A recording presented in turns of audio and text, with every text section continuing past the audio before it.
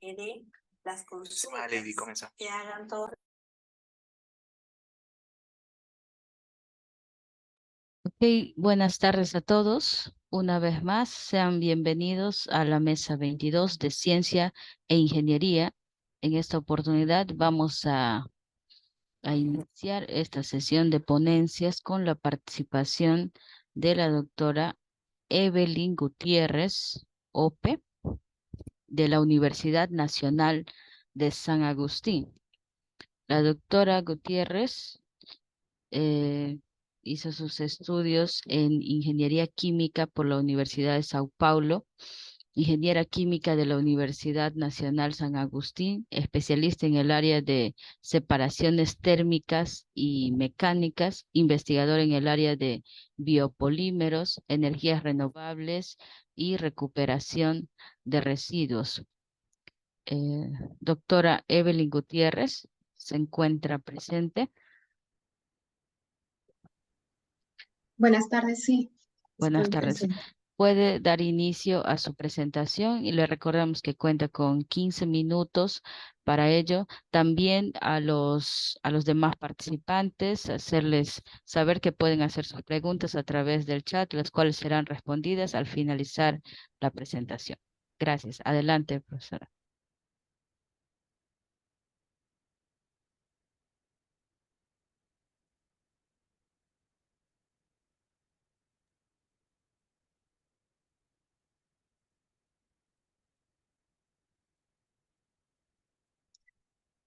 Bueno, buenas tardes con todos. El tema de mi proyecto es acerca de la obtención y caracterización de un material sustituto del poliestireno a base de almidón acetinado, celulosa, glicerol crudo y estos aislados de residuos agroindustriales. Quien les habla es la profesora Evelyn Gutiérrez Ope, soy investigadora principal y esta investigación está financiada por Fondesit, ahora Prociencia. El grupo de investigación está conformado por quienes hablan, como co-investigadores, la doctora Elizabeth Medrano, la doctora Marcia Quequesana, todas procedentes de la Universidad Nacional de San Agustín. Y tenemos el apoyo de los co-investigadores, el doctor Edgar García, el doctor Pedro de Alcántara. No hubiera sido posible este trabajo sin la participación de nuestras tesistas, Winnie Olazábal y María del Rosario Linares, que vienen también de la Universidad Nacional de San Agustín. ¿Cuál es el objetivo del trabajo? Es dar valor al arroz de granillo y a la cáscara de arroz, que son los residuos de la producción del arroz poco aprovechados en la agroindustria, así como el glicerol crudo de la industria del biodiesel, para obtener almidón acetilado y celulosa, y junto a este glicerol crudo obtener espumas poliméricas. Bueno, en la elaboración de bioplásticos, el glicerol puro siempre ha sido utilizado como plastificante y en este caso estamos utilizando el glicerol crudo sin ningún tratamiento directamente para la obtención de estos bioplásticos. Una breve introducción acerca de la problemática de este mundo de los plásticos es que 30% de la producción mundial es destinado a la producción de embalaje, 30% de la producción de plástico. Los mayores productores son China, países de Europa y Norteamérica. Y esta problemática aumentó desde que se disminuyó el uso de envases reutilizables para usar solamente envases desechables. De las 415 toneladas métricas por año que se produce, son 335 toneladas métricas destinadas a la producción de pellets de plásticos. Y hay una fuga de plástico y microplástico al medio marino que constituyen 12 toneladas métricas aproximadamente, y de esas están distribuidas una cantidad en la baja gestión en los residuos en la costa, en la parte alejada de la costa, la parte interna, residuos de redes y microplásticos. Hay 7 grandes grupos de plásticos, que son el PET, el polietileno de alta densidad, el polivinilo, el polietileno de baja densidad, el polipropileno, poliestireno y otros varios. De estos, Nuestra problemática está en solucionar o dar una alternativa al uso del poliestireno, el cual es muy usado en utensilios de un solo uso, además de bandejas y otras aplicaciones. Y una característica de él es que su punto de fusión está entre 65 a 240 grados Celsius. Hay diferentes polímeros utilizados para diferentes aplicaciones, dentro de los cuales también destacaré nuevamente las propiedades del poliestireno, como son buenas propiedades mecánicas, es hidrofóbico, tiene una buena estabilidad térmica, es un buen aislante. Sin embargo, tiene una baja biodegradabilidad, es reciclable y es rígido. Es utilizado para recipientes, platos para alimentos, otros termoformados, etc. Es así que es importante entonces desarrollar bioplásticos a partir de recursos renovables que sean básicamente biodegradables, que provengan de la biomasa. Entre ellos están el uso de proteínas, polisacáridos y lípidos. El desafío es buscar recursos agrícolas de fuentes no alimentarias o subproductos alimentarios. Y entre ellos el almidón es uno de los polisacáridos más abundante, de bajo costo, no tóxico, renovable, biocompatible y puede formar películas, así como también puede ser utilizado para las espumas, que son las alternativas al poliestireno. En esta gráfica se puede observar que de la biomasa entonces podemos extraer polisacáridos, proteínas y lípidos, y dentro de los polisacáridos estaría el almidón. Se puede utilizar celulosa o quitosano también. Aquí algunas fotografías de los platos comercializados a base de almidón. Comparando los plásticos y bioplásticos comunes, tenemos al almidón y al poliestireno. En el caso del almidón tiene una alta permeabilidad al agua, una baja permeabilidad al oxígeno y puede tener unas buenas propiedades mecánicas, no lo suficientes, por lo tanto, se requiere reforzar con ciertos aditivos. En el caso del poliestireno, tiene una alta permeabilidad al agua, una alta permeabilidad al oxígeno y sus resistencias, sus propiedades mecánicas son pobres a moderadas. Como se puede observar en esta figura, el polipropileno, el poliestireno estarían dentro de esta área convencional de los materiales no biodegradables, mientras que los bioplásticos estarían dentro del área de los biodegradables. El almidón, que será la materia principal de nuestro trabajo, sufre ciertas transformaciones cuando entra en contacto con el agua y bajo la acción de la temperatura. Primero el agua se difunde y bajo cierta temperatura, alta temperatura, los gránulos se expanden y sucede la gelatinización. Se expanden tanto que se quiebran y ese quiebre provoca la formación de un gel. Cuando disminuye la temperatura, se reorganiza nuevamente y se produce la retrogradación del almidón. Si la temperatura siguiera aumentando, sucede la descomposición, la fusión y la cristalización. Bueno, en esta figura podemos observarlo en la estructura del almidón desde una forma macroscópica hasta una forma microscópica. El cambio de las propiedades del almidón con la temperatura y sus aplicaciones tanto en plásticos, geles y espumas. De tal forma que el almidón y la transformación que puede sufrir el almidón con la temperatura y el agua resulta ser muy importante e influenciar mucho en las características finales del producto. Cómo se comporte con la temperatura, con el agua, va a dar resultado en sus propiedades mecánicas, propiedades de permeabilidad, etc. Refiriéndonos al tema específico de materiales celulares, los materiales celulares pueden ser naturales, y aquí tenemos algunos ejemplos, y materiales manufacturados. Lo que nosotros estamos elaborando son materiales manufacturados, que serían las espumas poliméricas. Las espumas poliméricas se caracterizan por ser células interconectadas que dependen de la viscosidad de esa mezcla con la cual vamos a obtener las espumas, y del momento en que se someten al agente de soplado. Es que hay un proceso, en el proceso de manufactura, ¿no? De obtención de la espuma.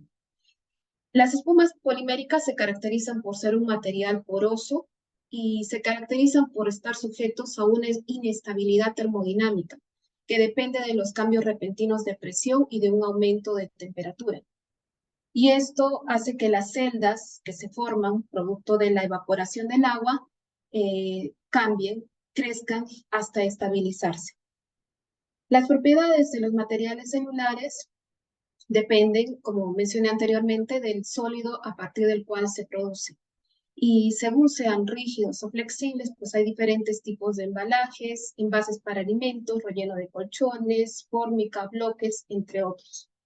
Asimismo, las espumas poliméricas se clasifican según sus características finales, que pueden ser dimensiones, densidad, tamaño de célula, morfología, etc. Según la tecnología usada, pueden ser espumas solubles, espumas reactivas, físicas o químicas. Según los materiales poliméricos, pueden ser termoplásticas o termoendurecibles. Hay 3 procesos básicos para la formación de espumas: el horneado, el moldeado y la extrusión. El moldeado y el horneado básicamente consisten en mezclar los elementos y someterlos a temperatura. Se evapora el agua, se hace la expansión térmica y se despresuriza, se baja la temperatura y se obtiene la espuma. En el moldeado ya con la forma con la cual ha sido elaborado ese equipo, ¿no? Generalmente es por termoprensado.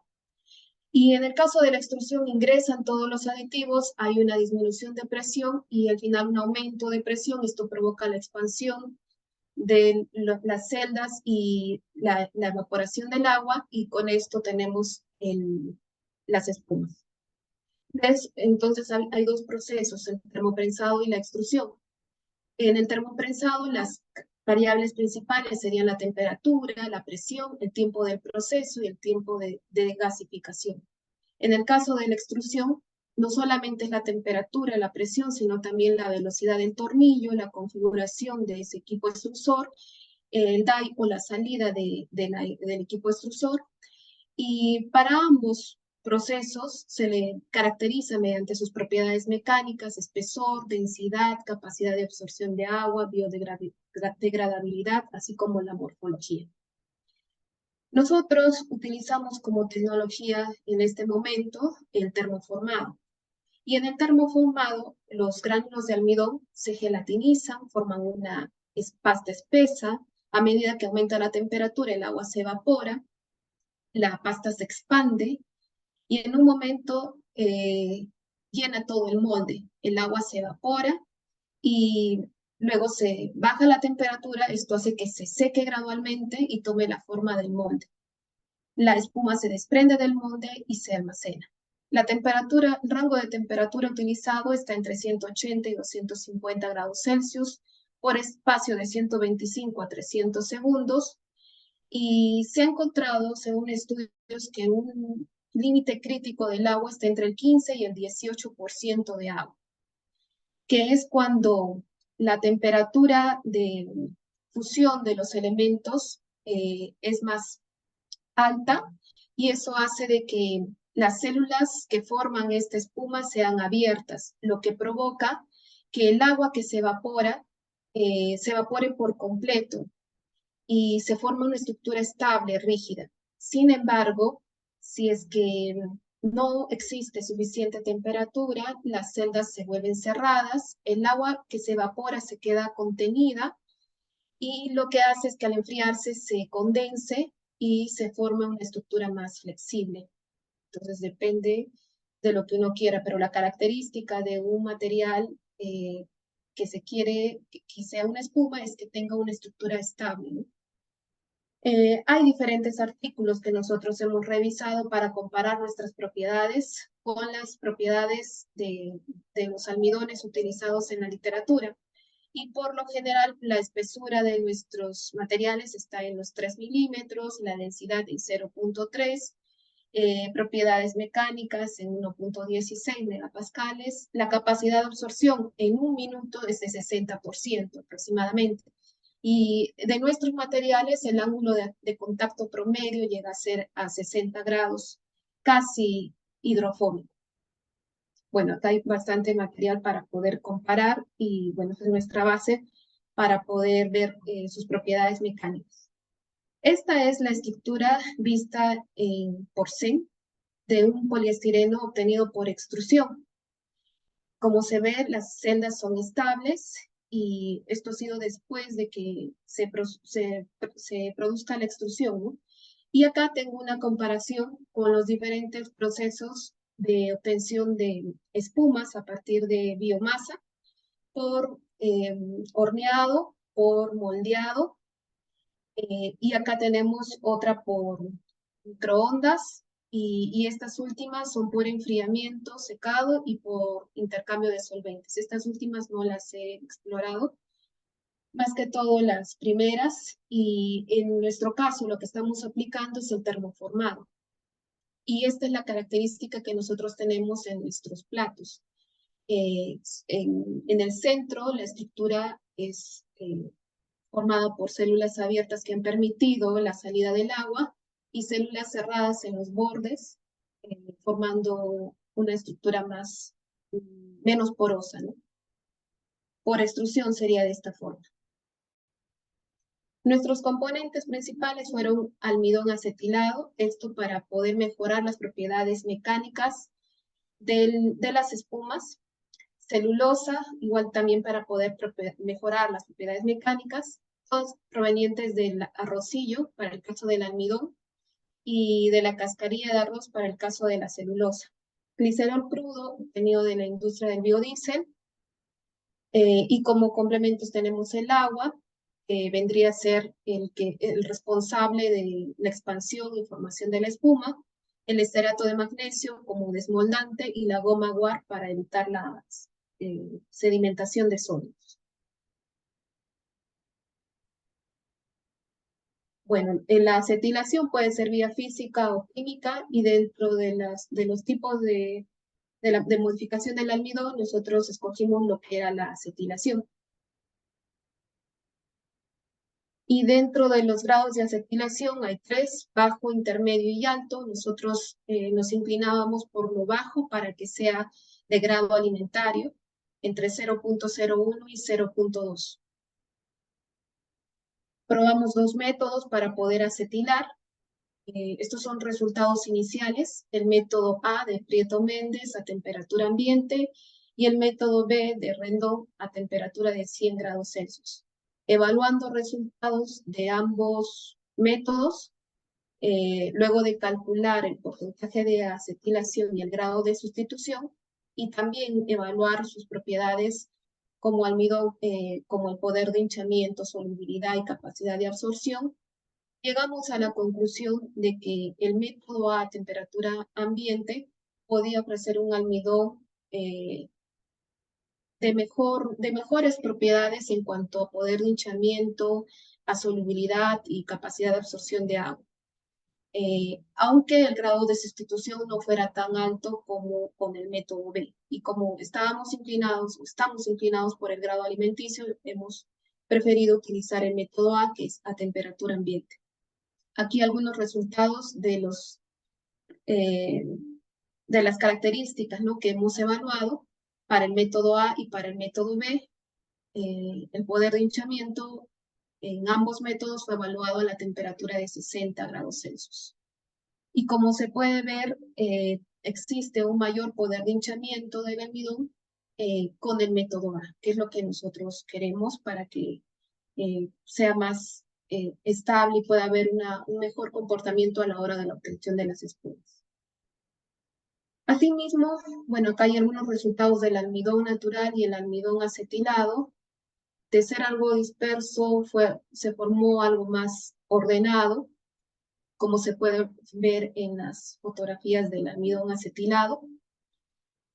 Esto es para la metodología A, ¿no? Y ahí tenemos la muestra 2 y la muestra 3. Entonces, sí hubo un cambio en la molécula del almidón, el método A es conforme y ese es el que nosotros estamos aplicando actualmente. Bueno, ya aplicamos para la obtención del almidón acetilado y se pudo observar, ¿no?, que a través de las fotografías que se formó una estructura más lisa y más compacta, además de que tuvo mejores propiedades de poder hinchamiento, solubilidad y capacidad de absorción. Otro trabajo fue encontrar la mejor condición para la obtención de la celulosa. Y también ahí se probaron 3 métodos, siempre tratando de buscar aquel que sea menos contaminante y que pueda retirar la mayor cantidad de lignina. Y de cerca del 20% nos quedamos con un 4% de lignina, luego del proceso de obtención de celulosa. Estoy pasando las imágenes sobre el proceso de obtención de la celulosa. Todas las etapas están descritas paso a paso y de todas ellas, en la que obtuvo mejor rendimiento de 44.9%, fue la que presentó una mejor característica en cuanto a su estructura, formando redes como se caracteriza y como lo comparamos con otros trabajos. Y la formulación apropiada fue utilizar 5% de hidróxido de potasio, 5% de hipoclorito de sodio y 5% de ácido acético, que dio un rendimiento de 33%. Y fue de mejor calidad de blanqueado, y las fibras liberadas que se observaron a nivel microscópico corresponden a una mayor pureza de celulosa. Una vez Doctora, teniendo, sí, un minuto, por favor, para ya, concluir con la presentación. Gracias. una vez teniendo el almidón acetilado, la celulosa y el glicerol crudo, se procedió a la obtención de los platos con diferentes formulaciones bajo un diseño de mezclas. Y se puede observar acá en las figuras del CEN la estructura característica, ¿no?, de una espuma. Acá hay diferentes formulaciones que hemos probado, diferentes diseños. No voy a mostrar el detalle de todo porque esto es parte de tesis y artículos que están en proceso de elaboración. Y finalmente quiero agradecer a Concitec por el financiamiento y a nuestras 2 universidades aliadas, la USPI y el Instituto de Zacatepec. Gracias. Gracias, doctora Gutiérrez. Bueno, hay 2 preguntas que en sí están relacionadas al rendimiento en cuestión de costos. La primera es, ¿cuál es la diferencia en costos de un plato de bioplástico y un plato convencional?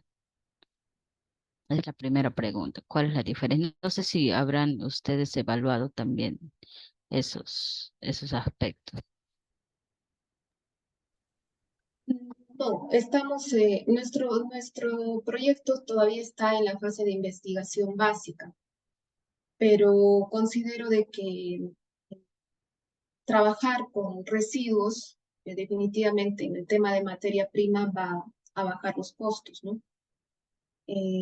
Todavía en la tecnología estamos en la etapa de termoformado, pero como estamos en la investigación básica, todavía nos falta un paso, que es la extrusión. Entonces, para darle una idea del costo total, tendría que concluir, ¿no?, ya tenemos la materia ya, y las mejores mezclas ya obtenidas, pero nos falta todavía mejorar la tecnología y todo eso va a sumar el costo. No le puedo decir, pero basado en residuos, yo creo que sí sería un costo mejor. Ok, entonces de esa manera también podría responder la siguiente pregunta. ¿Es viable una planta de bioplásticos y que sea rentable en estos momentos? Eh, por la extrusión yo creo que sí sería rentable a cuánto se va a ganar, en cuánto tiempo se va a recuperar la inversión, eso no podría decirle, pero sí es posible elaborar, sí es posible aprovechar los residuos. Todavía no puedo responder un costo final. Ok, muchas gracias, doctora Gutiérrez. Agradecemos la presentación de sus resultados de investigación y el importante aporte que tiene este en un contexto de ambiental, ¿no? Al cual todos debemos estar preocupados sobre ello. Muchas gracias. Ok, entonces de esa manera damos concluida esta primera presentación y vamos a presentar a nuestra siguiente ponente, la doctora Marta Stephanie Calderón Ríos, de la Universidad Nacional Toribio Rodríguez de Mendoza. Ella es bióloga con mención en hidrobiología y pesquería por la Universidad Nacional Mayor de San Marcos, doctora en filosofía con mención en biociencias y biotecnología por la Universidad Nacional de Chungnam, Corea del Sur, con su ponencia titulada Uso de microorganismos como herramienta biotecnológica para mejorar la calidad de café y cacao en la región Amazonas, Perú. Doctora Calderón, le damos pase a su ponencia, recordando que tiene 15 minutos para su presentación. Gracias. Adelante, profesor. ¿Qué tal? Muy buenas tardes a todos y a todas. Muchas gracias por la invitación y permitirme exponer un trabajo que venimos realizando aquí en la Universidad Nacional Toribio Rodríguez de Mendoza. El título de la ponencia que yo les voy a mencionar es el uso de microorganismos como herramienta biotecnológica para mejorar la calidad de café y cacao en la región de Amazonas. Brevemente, la Universidad Nacional Toribio Rodríguez de Mendoza está ubicada en la región Amazonas, en la ciudad de Chachapoyas. Oficialmente ha sido creada en el año 2000. Tenemos 28 carreras profesionales, 4 estaciones experimentales, 10 institutos de investigación, más de 3.500 estudiantes de pregrado, ¿no? Además de otros atractivos turísticos y ecológicos, así que yo les invito a conocer la región y conocer los diferentes atractivos turísticos. Brevemente, esta es la estructura que yo les voy a mostrar. Voy a darles una introducción rápida de dos componentes del proyecto. La ponencia está relacionada con el uso de microorganismos para mejorar la calidad de café y cacao. Voy a hablarles de manera un poco más detallada sobre el trabajo que estamos realizando en café y luego brevemente mencionar lo que estamos realizando en cacao. Respecto a la producción de café en el Perú, Perú es líder en producción de café orgánico y con certificación. Por otro lado, ocupa el 9º puesto en exportaciones de café y aporta al 3% del mercado. Sin embargo, el 75% de la producción de café es realizado por pequeños productores, agricultura familiar y a pequeña escala. Por otro lado, el 91% del área de cultivo de café está repartido solo en 7 regiones, siendo estas Junín, San Martín, Cusco, Huánuco, Pasco, Cajamarca y Amazonas. Este es el background de la situación de la producción de café en el Perú. Sin embargo, los costos de producción son mucho más caros con respecto a lo que recibe el productor por venta de café. Si nosotros vemos a nivel regional, la región Amazonas ha creado su mesa técnica regional y menciona 5 principales problemáticas que hay en el sector, sobre todo en la región Amazonas. Tenemos una débil innovación tecnológica, escaso aprovechamiento de oportunidades, falta de adaptación a nuevos mercados, limitantes en el desarrollo de nuevas estratégicas y también limitantes en la promoción del comercio justo. Este proyecto está enfocado en la débil innovación tecnológica en la producción de café. Este es todo el proceso, el ciclo de producción del café, desde el cultivo hasta el consumo final. Hay diferentes etapas, pero luego se hace el cultivo, se hace la cosecha y luego vienen los procesos post cosecha, siendo uno de estos procesos la fermentación. La fermentación consiste en remojar, la fermentación húmeda, remojar los frutos del café y esperar que suceda un proceso de fermentación donde los microorganismos actúan liberando o degradando el mucílago y liberando diferentes precursores que van a dar lugar a compuestos relacionados con el aroma y el sabor del café. Sin embargo, una de las problemáticas observadas dentro de la fermentación es la falta de estandarización, tanto en los tiempos de fermentación o en el proceso de fermentación en sí. Y este proyecto se enfoca en esta parte. Por esto, los cultivos iniciadores, que son un conjunto de microorganismos, son vistos como una alternativa para incrementar o mejorar la calidad del café. Como background, como información preliminar, nosotros en un proyecto anterior aislamos los microorganismos presentes en fermentos de café. En total, nosotros seleccionamos 71 aislamientos que estaban conformados por 37 especies, tanto de bacteria como de hongos. Le hicimos una serie de análisis físico-químicos, bioquímicos, para seleccionar cuáles serían los mejores microorganismos con las mejores características para degradar mucílago. De estas seleccionamos 3 especies, Neutrophomona sp1, Neutrophomona sp2 y Licinibacillus sp.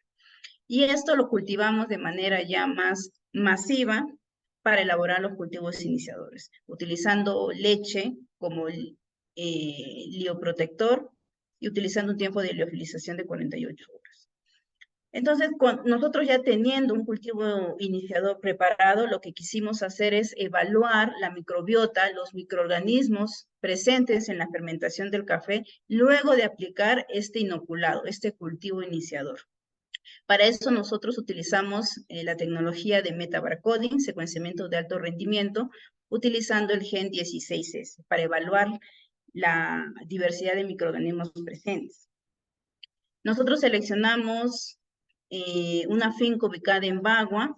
La seleccionamos porque normalmente en un estudio previo evaluamos cuánto es el puntaje de este café y nos arrojó 77 puntos. Lo que hicimos fue agregar 2 factores para el diseño experimental. Un factor fue las horas de fermentación. Un grupo de muestras se fermentó por 14 horas y otro grupo a 36 horas. Y el otro factor fue la combinación del cultivo iniciador a aplicar. Como les mencioné, se seleccionaron 3 microorganismos y lo que hicimos fue combinar los diferentes microorganismos y de manera también individual aplicarlos a las diferentes muestras. Y también tuvimos nuestro control donde no se aplicó ningún tipo de cultivo iniciador. Además, tomamos otras variables como la temperatura del fermento, el pH de fermento y al final se hizo una catación de los granos obtenidos en cada muestra. En total tuvimos 27 muestras. Esta es una foto del cultivo iniciador ya liofilizado y nosotros cuando fuimos en campo lo disolvimos en agua y fue aplicado a los fermentos, ¿no? A cada fermento. Este es el proceso de colecta del fermento. Entonces nosotros colectamos el fermento al comienzo de la fermentación. Hubo un grupo que lo colectamos a las 14 horas y otro grupo a las 36 horas en las diferentes combinaciones, ¿no? De los microorganismos. Y los fermentos fueron transportados en nitrógeno líquido, que está a menos 180 grados, hasta el laboratorio. Para la parte molecular, lo que se hizo fue una extracción de ADN del mucílago que está en el fermento y se hizo el análisis de secuenciamiento de metabarcoding utilizando el gen 16S. Luego se utilizaron diferentes pipelines para poder analizar esta data de metabarcoding y ver cómo es la comunidad de microorganismos. Y al final, por otro lado, también hicimos análisis de catación para ver si es que la aplicación del cultivo iniciador aumentó, mejoró o no mejoró la calidad del café. Hay que recordar que los puntajes van de 0 a 100, siendo, por ejemplo, los mayores a 80, 85 grados, los que se consideran cafés especiales. Y como resultados tenemos esto, tenemos tenemos 2 etapas, resultados de comunidad de microorganismos a las 14 horas y a las 36 horas. Por ejemplo, también colectamos muestras a las 0 horas y la especie o el microorganismo más abundante fue Acetobacter.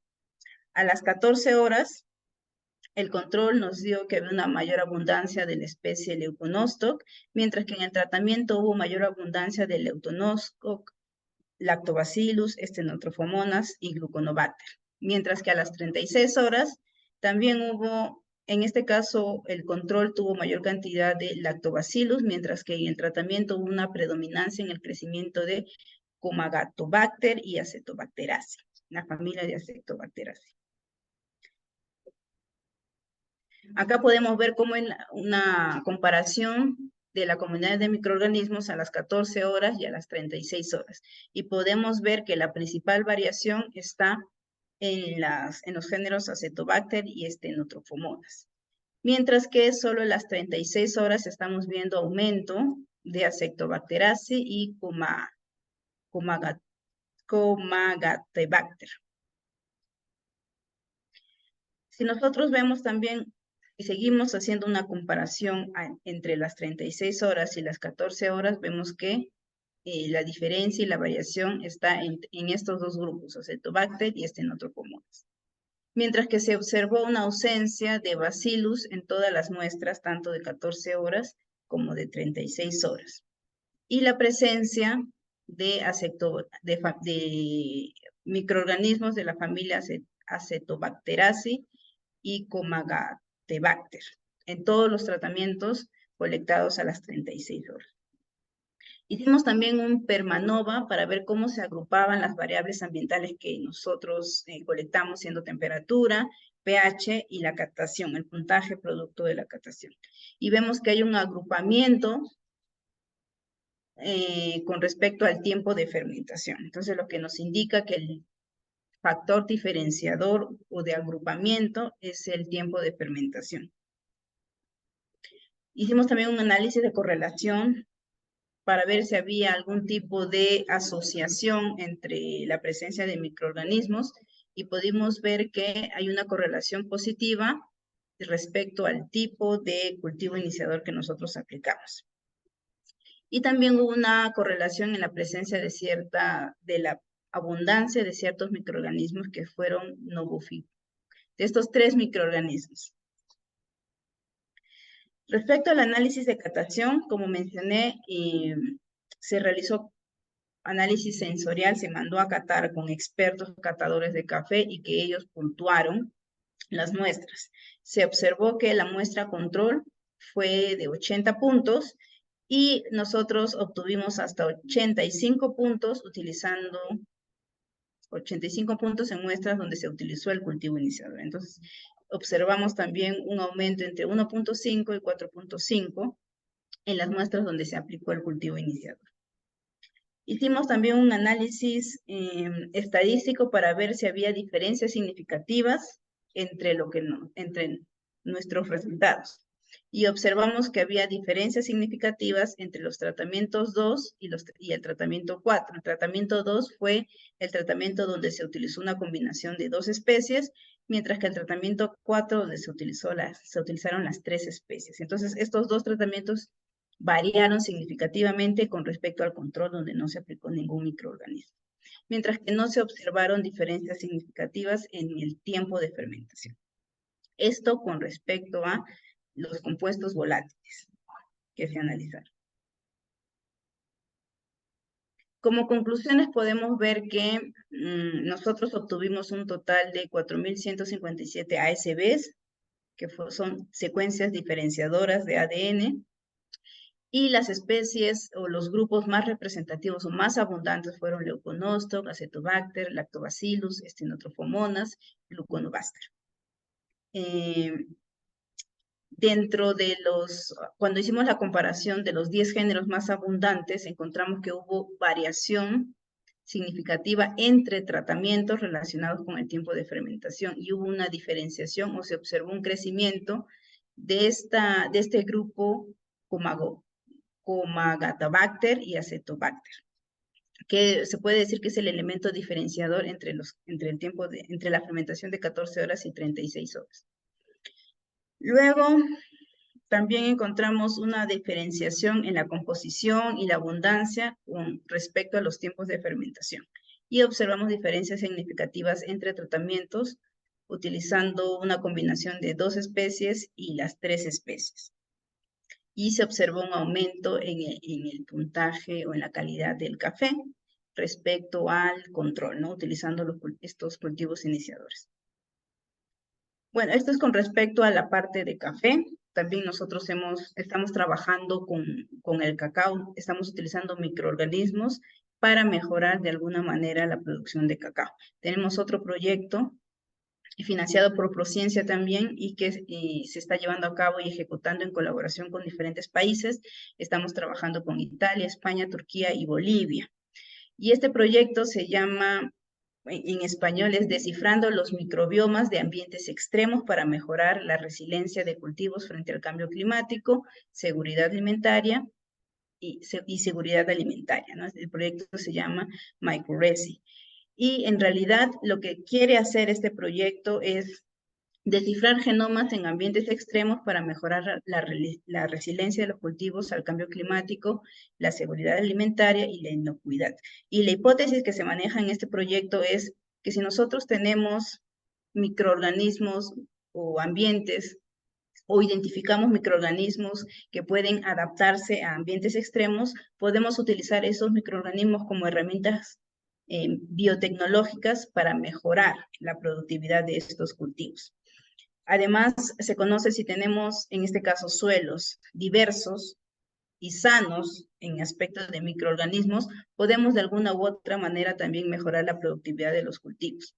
En el caso de Perú, el objetivo es utilizar estos microorganismos que están ya adaptados a vivir en condiciones extremas, llámese suelos con alta concentración de cadmio. Si nosotros podemos identificar microorganismos que están adaptados a estas condiciones, podemos aislarlos, cultivarlos y aplicarlos a suelos que estén con altas concentraciones de cadmio y poder fito o bioremediarlos, ¿no? Y así disminuir las concentraciones de cadmio que van a ser absorbidos por las plantas de cacao y que al final normalmente llegan hasta el fruto y a los granos de cacao.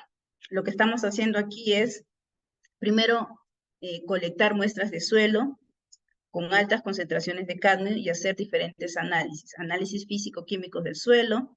También queremos evaluar la tolerancia de los microorganismos a cadmio y seleccionar los microorganismos que tienen mayor tolerancia a altas concentraciones de cadmio, hacer una caracterización bioquímica a estos microorganismos y también hacer una identificación molecular y filogenética de estos microorganismos para finalmente realizar la caracterización genómica. Además, lo que queremos hacer es utilizar herramientas basadas en el ADN para calcular la expresión de genes relacionados con la tolerancia al cadmio. Y para eso lo que vamos a hacer es utilizar el digital, ddPCR o PCR digital, para poder tener una cuantificación absoluta de la concentración de genes que van a estar expresados en estas condiciones de altas concentraciones de cadmio. Para eso lo que nosotros estamos haciendo entonces es aislar. Aquí tenemos la colecta de muestras de suelo, también estamos haciendo aislamientos de microorganismos, variando las concentraciones de cadmio para poder identificar los microorganismos que tienen mayor tolerancia al cadmio. Y luego hacer también la parte de identificación de estos microorganismos más tolerantes, ¿no? Utilizando DNA barcoding, luego va a hacer el secuenciamiento genómico y posteriormente se va también a evaluar la expresión de genes relacionados con la tolerancia al cadmio. Algunas fotografías del trabajo que se viene realizando, que ya el proyecto dura 3 años, estamos en menos de 1 año de ejecución. Estos son los microorganismos que se están aislando, la morfología de las colonias. Y bueno, este trabajo, este proyecto, en realidad está conformado por un equipo grande de investigadores, tesistas, y yo solamente soy la representante, la que está exponiendo una parte del proyecto, pero en realidad detrás de mí o al costado mío hay muchas personas trabajando. Estas es las redes sociales del laboratorio. Los invito a que nos puedan seguir para estar al tanto de lo que venimos avanzando en el laboratorio y en los diferentes proyectos. Muchas gracias por su atención y espero que tengan una buena tarde. Muchas gracias, doctora Calderón. Es muy importante y agradable saber de que en la zona de Amazonas se viene avanzando, utilizando tecnologías realmente innovadoras, ¿no? Haciendo ese nivel de investigación. Quería preguntarle respecto al proyecto que presentó, que se está haciendo en conjunto con otros países. ¿En qué tipo de vegetación crece en las áreas de estudio donde se están tomando las muestras de suelo? Ya, aquí nosotros nos estamos enfocando en fincas productoras de cacao, pero aquí también en Amazonas se practica bastante lo que es la agroecología. Entonces, además de plantas de cacao, también cultivan otros frutos como son maracuyá, guanábana, etcétera, que de alguna u otra manera también aportan su sabor o aroma característico, ¿no? En la parte de cacao. Y en la parte de café casi siempre son los mismos frutos.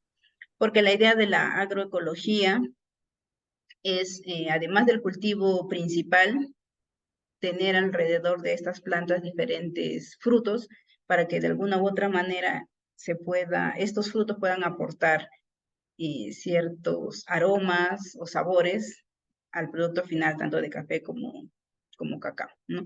Y eso es en la parte de Perú, pero en la parte, por ejemplo, de Italia, ellos están trabajando con tomates, evaluando el uso de microorganismos para mejorar la tolerancia de las plantas de tomate a la salinidad, por ejemplo. En el caso de España están utilizando las plantas de olivo y en el caso de Bolivia están utilizando las plantas de cacao, de café, perdón. Ok, muchas gracias, doctora. De verdad muy importante para poder, ¿no?, contrarrestar lo que es el cambio climático en un contexto de identificar el potencial agroecológico, ¿no?, lo que pueda ayudar a solucionar estos problemas de contaminación de diferentes metales. Una persona escribió acá respecto a que dónde podrían encontrar los artículos científicos, si existe algún repositorio especializado, no sé si podría responderme. Y justo la universidad ha ganado un proyecto de Perú CRIS y va a implementar una plataforma donde nosotros vamos a subir toda la información, no solo de los artículos, sino también de los investigadores que están participando en diferentes proyectos. Así que yo creo que en los próximos meses toda la información respecto a las investigaciones de nuestra universidad van a estar disponibles en esta plataforma que se llama Perú CRIS. Ok, muchas gracias, doctora, una vez más por su presentación. Y bueno, ahora vamos a continuar con la presentación de la doctora Gabriela del Carmen Barraza Jáuregui de la Universidad Nacional de Trujillo.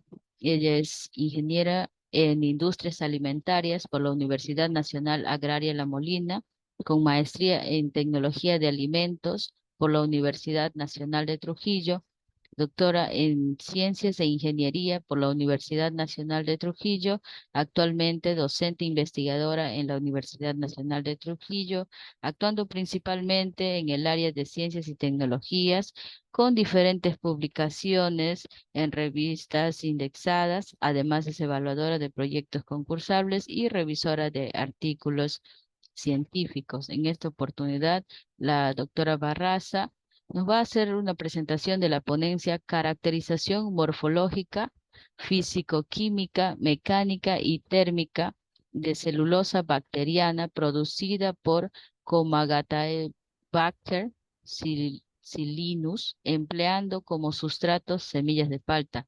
Doctora Barraza, le damos la bienvenida y el pase para su presentación, recordándole que cuenta con 15 minutos para esta presentación. Adelante, profesora. Gracias. Muy buenas tardes, muchas gracias. Sí, saludo a los presentes por el interés en este trabajo de investigación. Voy a minimizar esto. Sí, y igual felicito a la Red Peruana de Universidades por la organización de este evento científico, ¿no? El trabajo que voy a presentar es celulosa bacteriana sintetizada por Comagataebacter silinus, empleando semilla de palta como sustrato. Caracterización morfológica, fisicoquímica, mecánica y térmica. La que habla la magíster Gabriela Barraza Jáuregui, docente e investigadora de la Universidad Nacional de Trujillo y miembro de un grupo de investigación, GIVINTEC, ¿no? Grupo de investigación en biopolímeros, nanomateriales y tecnología. Como breve introducción, ¿no?, quiero empezar con la definición o información sobre la celulosa bacteriana, que es un biopolímero generado por varias bacterias, y en comparación con la celulosa vegetal es más pura, no contiene lignina y hemicelulosa, es altamente cristalina, no es tóxica y no es alergénica. Lógicamente, comparando con la celulosa extraída de fuentes vegetales, también presenta alta resistencia mecánica, capacidad de retención de agua, pureza y biodegradabilidad superiores, lo que la hace pues muy asequible y muy solicitada para diferentes industrias. Se sintetiza por diferentes bacterias, ¿no? Gluconobacter, Agrobacterium, Aerobacter, Salmonella, entre otras, pero las de la especie como Agateibacter, pertenecientes al género Gluconobacter, son productoras específicas con mayor eficiencia y capacidad, que son las que se han utilizado en este trabajo. Para la síntesis de celulosa bacteriana se utilizan azúcares, fuentes de carbono y fuentes nitrogenadas.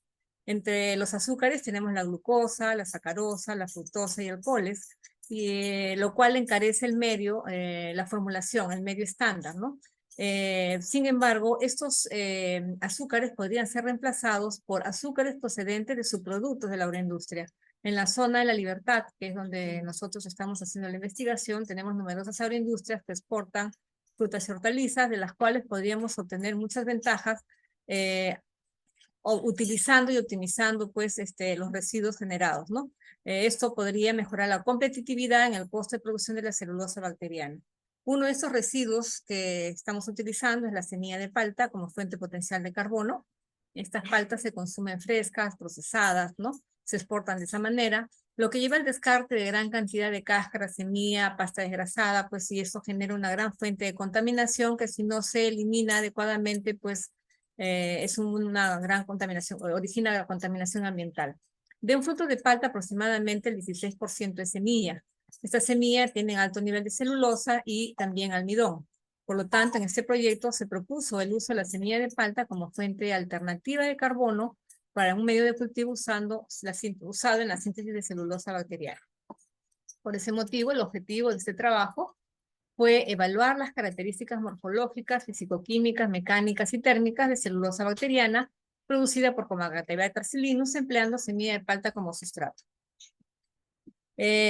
Para poder usar la semilla de palta, primero tuvo que acondicionarse, ¿no? Fue pelada, cortada, deshidratada, triturada y tamizada a un nivel de tamaño de partícula de 600 micras. Se realizó la eliminación de extractivos porque tiene componentes fenólicos, gomas, pectinas que no serían adecuados para la formulación del medio de cultivo. Se usó un sistema Sofler, se hizo la extracción por 24 horas empleando etanol como solvente al 96%.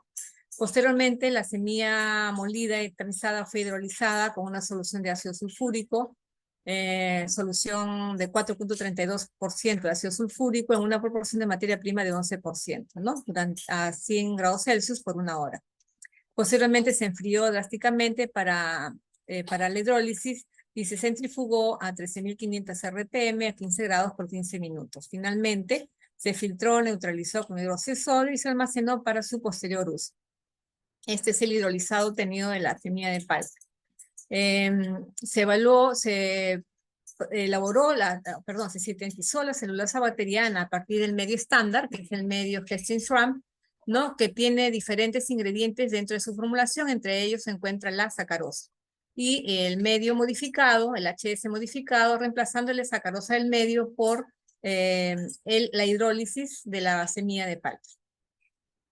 Para la preparación del medio, bueno, para la hidrólisis, perdón, se adicionó ácido sulfúrico, la suspensión baño María, bueno, esto ya lo expliqué, y se neutralizó. El medio de cultivo, el hidrolizado, se reemplazó la sacarosa del medio de cultivo y se inoculó la cepa y se mantuvo en incubación durante 10 días a 30 grados. Posteriormente, esta celulosa fue cosechada y purificada, ¿no? Pueden observar aquí las imágenes de la celulosa obtenida, ¿no? De las membranas de celulosa. Lógicamente el color es debido al medio, es un poco oscuro, debido a la hidrólisis ocurrida en la semilla de palta. Fue purificada usando hidróxido de sodio a una concentración de 2.5% a 90 grados por 1 hora y se hicieron lavados sucesivos hasta llegar a pH neutro para eliminar pues, las sales formadas.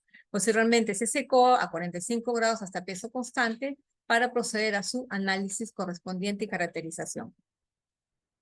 Se evalúa el rendimiento volumétrico, la tasa de producción de celulosa bacteriana y azúcares reductores consumidos en el medio de cultivo en función al peso seco de la celulosa bacteriana, volumen del medio y tiempo de fermentación.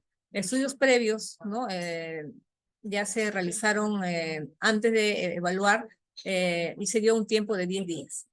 Se evaluó los azúcares reductores consumidos, restando los azúcares reductores iniciales en el medio de cultivo, menos los finales que quedaron después de la cosecha de la celulosa bacteriana. La celulosa bacteriana obtenida en ambos medios, el HS estándar y el ACH modificado, fue evaluada en función al contenido de humedad, densidad, azúcares reductores totales, empleando el reactivo DNS, con una curva de calibración usando estándar glucosa entre concentraciones de 0.062 a 1 gramo por litro. Se cuantificaron también azúcares reductores por HPLC. Se evaluó la morfología de la celulosa obtenida empleando un microscopio electrónico de barrido. Se evaluó también el patrón de difracción de rayos X para calcular el índice de cristalinidad. Se evaluó, se hicieron pruebas de ensayos de tracción de formación con un analizador de textura y también la estabilidad térmica empleando un TGA y un calorímetro diferencial de barrido para evaluar el perfil térmico de las celulosas obtenidas en ambos medios. En cuanto a la caracterización del hidrolizado, como resultado ya obtuvimos 51.16 gramos por litro, valores mayores que reportados en la literatura para celulosa obtenida empleando también otros residuos agroindustriales, ¿no? Como pulpa de mango, brácteas de alcachofa o linaza. Se identificó por HPLC, encontrándose pues un gran contenido de glucosa, arriba del 75%, posiblemente por hidrólisis de la celulosa. Maltosa, hidrólisis del almidón, silosa y manosa, posiblemente por hidrólisis de la hemicelulosa presente en la semilla de palta. Elevado contenido de azúcares pues es muy importante para usar este hidrolizado como síntesis de celulosa porque es el sustrato primordial. En cuanto al rendimiento volumétrico y la tasa de producción, ¿no? Se encontró diferencias significativas ¿no? En cuanto a al rendimiento y a la tasa de producción de las membranas obtenidas en el medio HS estándar y el HS modificado, ¿no? Obteniéndose pues mayor rendimiento arriba del 59%, en el caso de rendimiento volumétrico, en la tasa de producción superior al 58%, ¿no? Para el medio modificado. Debido a que la glucosa se convierte rápidamente en ácido glucónico y cetoglucónico que aceleran la síntesis de celulosa bacteriana. Sin embargo, la sacarosa usada en el medio, el HS estándar, no produjo un alto rendimiento o no un rendimiento similar debido a que tiene que ser metabolizada primero, convertida o hidrolizada a glucosa y fructosa y posteriormente usada en la síntesis de la celulosa bacteriana. En cuanto a azúcares reductores consumidos, ¿no? Hubo mayor consumo en cuanto al medio HS modificado. Sin embargo, no hubo diferencias significativas. Esto podría incluso indicar de que la producción de celulosa bacteriana es indiferente a la fuente de carbono que se puede agregar al medio de cultivo. La caracterización en cuanto al contenido de humedad nos reportó humedad arriba del 99%. Esta característica cuando se va a usar la celulosa bacteriana sin deshidratar, ¿no? Tiene mucha aplicación en el campo biomédico. Es muy usada por su alta capacidad de retención de agua y su carácter hidrofílico, así como su alta permeabilidad. Mucho se utiliza en curaciones de herida por quemaduras, ¿no? Tiene mucha aplicación. Nosotros estamos tratando de hacer la aplicación para la industria alimentaria, ¿no? La densidad fue mayor en la obtenida en el medio HS estándar que en el medio HS modificado, pero se encontraron ambas dentro del rango reportado por algunos autores de la bibliografía, ¿no? Como Jiménez en el 2021.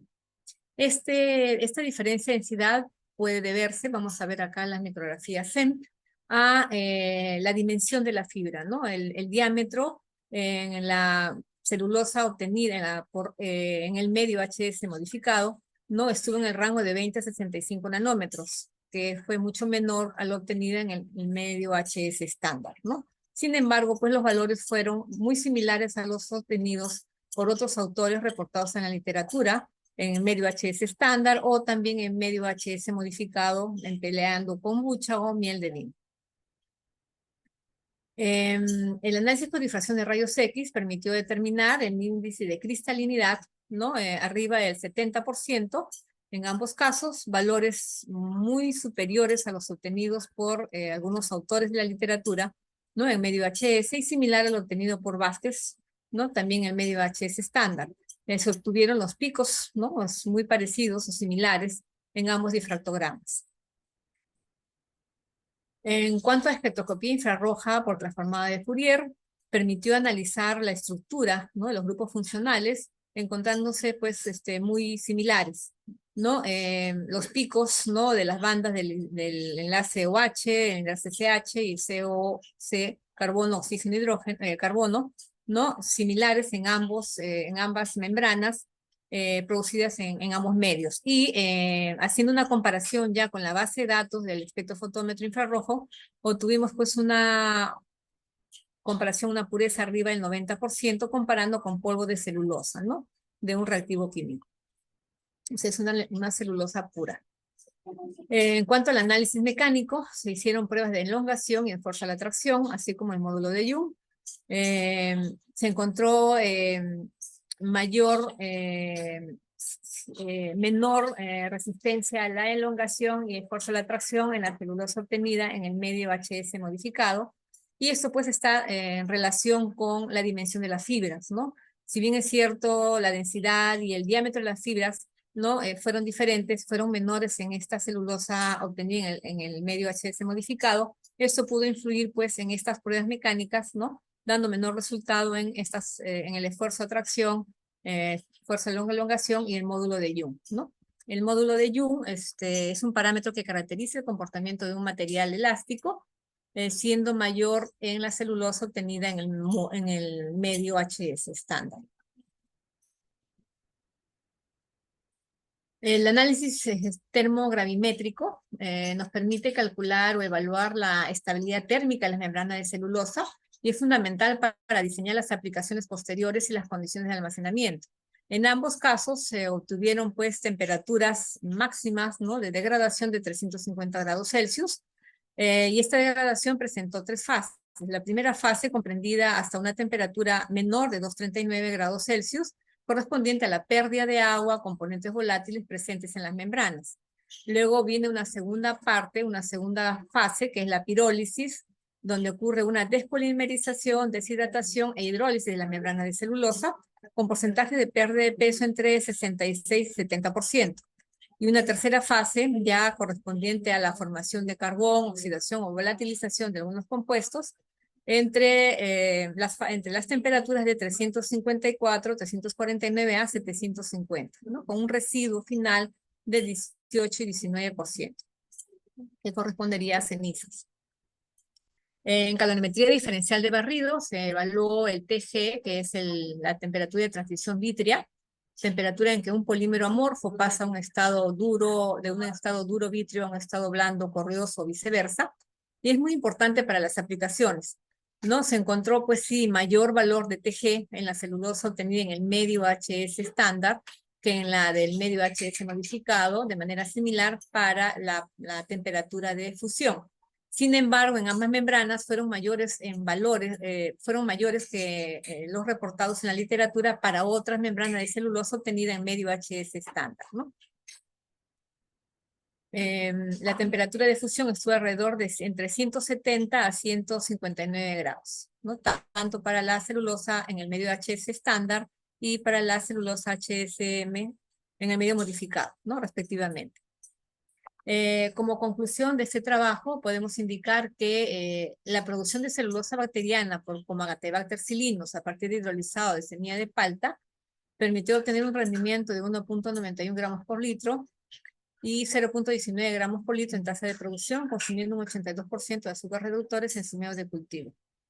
También que ambas membranas obtenidas en ambos medios presentaron similar morfología, elevado y similar índice de cristalinidad, idéntico perfil químico, con espectros típicos de celulosa, propiedades mecánicas y térmicas similares, ¿no? Y lo que indicaría que la sustitución del hidrolizado de semilla de palta por sacarosa en el medio HS no afectaría ni alteraría en gran medida sus propiedades, ¿no? Este es un trabajo que ya venimos desarrollando desde hace algunos años y tenemos ya estudios en curso sobre las aplicaciones. Por ejemplo, diseño de biopelículas como envases activos e inteligentes y biosensores para evaluar la vida útil de alimentos, ¿no? Si bien es cierto, no hemos todavía hecho el escalamiento a nivel industrial, pero esto se muestra como una alternativa y ya hemos tenido contacto con algunas empresas que están interesados sobre todo en la aplicación en estas películas como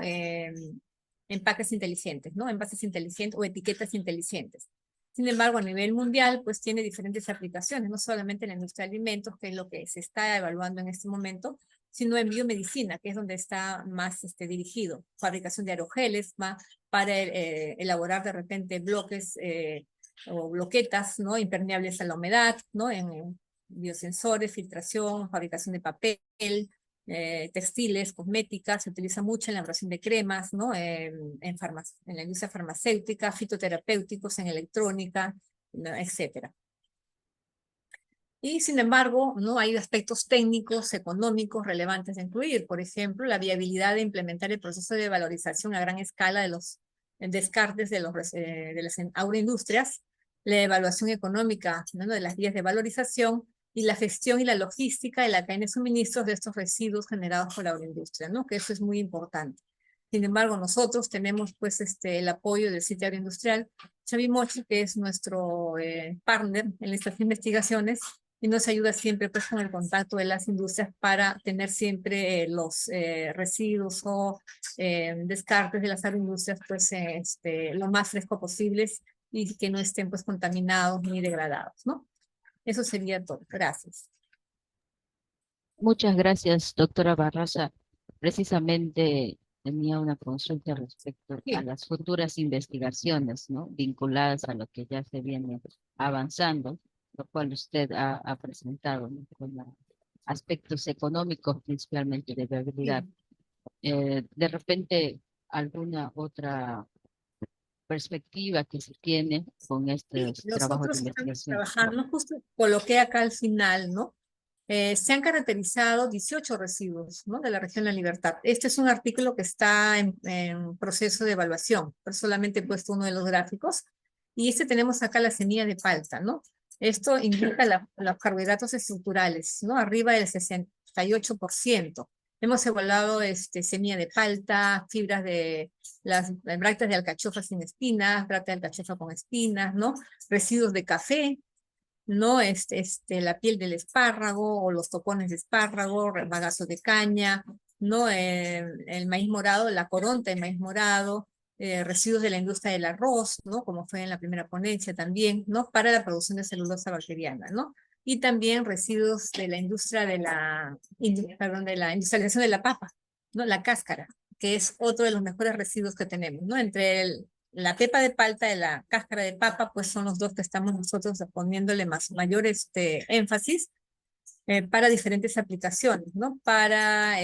Sobre todo nosotros nos estamos dirigiendo a la elaboración de biosensores, ¿no? Ya tenemos un proyecto Canon que acabamos de acceder justamente en esta última convocatoria en la universidad, y justamente es este tema, ¿no? Desarrollo de biosensores, envases activos inteligentes, ¿no?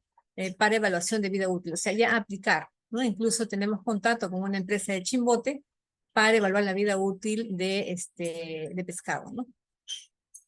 De pescado empacado.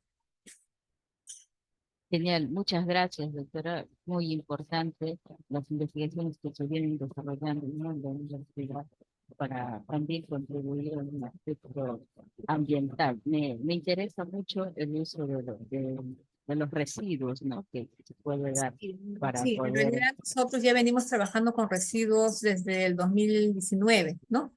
Desde el 2019 tenemos dos proyectos,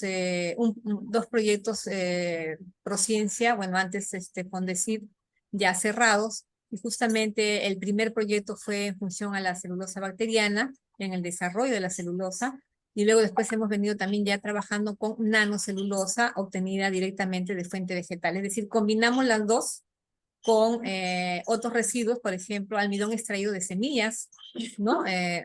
La pepa y la palta también es buena fuente de almidón. Extraemos el almidón, nos queda el residuo y lo usamos en la elaboración de biopelículas, ¿no? De celulosa bacteriana también, ¿no? O sea, usamos toda la semilla de palta. Y también ahora estamos viendo la producción o el uso de los extractivos para la obtención de lignina que también se puede usar como un aditivo para envases que eviten la penetración de los rayos UV, ¿no?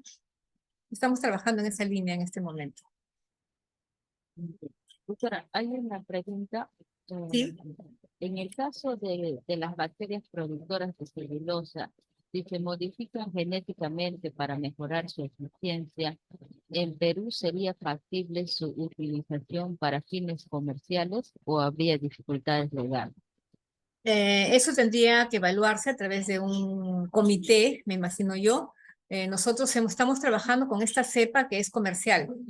Sin embargo, tenemos otro investigador que está trabajando con una cepa que ha aislado él, ¿no? Y ya la caracterizó. Incluso ya tiene el código de esa cepa, ¿no? Entonces, no la ha modificado genéticamente, simplemente la ha aislado del medio, ha evaluado y ha caracterizado. Entonces, ya le dieron el código de esa cepa que es con la que vamos a empezar a trabajar, ¿no? Ahora, si modifican genéticamente, eso tendrían que evaluar pues a nivel ya, me imagino de, no sé, comité de ética o alguna entidad que garantice pues de que esas modificaciones genéticas pues son factibles de cepas de ser usadas, ¿no? Ok, muchas gracias, Pero sí doctora. se pueden aislar del medio ambiente, ¿no? Se pueden aislar y luego caracterizar. Gracias por su respuesta. Bueno, una vez más, agradecer a todas las ponentes de esta mesa 22 de Ciencia e Ingeniería y también a todos los participantes. Y de esta manera estamos concluyendo la sesión de esta mesa número 22. Una vez más, agradecidos por la participación de cada uno. Buenas tardes con todos. Buenas tardes y muchas gracias. Buenas tardes con todos.